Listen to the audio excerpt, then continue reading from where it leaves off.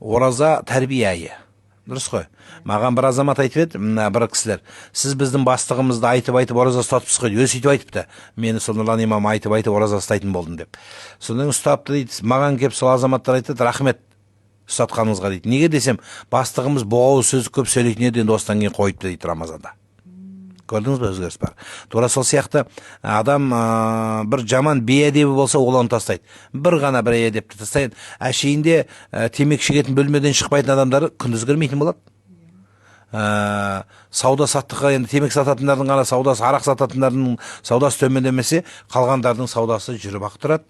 Неге? Өйткені адам жаман нәрседен тыйылады.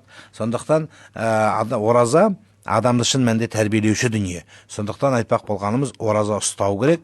Ұстатқан кезде жаңағы ашуды басатын, ашуға ырық бермейтін. Кейбіреулер бар, ұстаса да өзгермейтін. Енді ондайға Құдайым өзі хидаят берсін.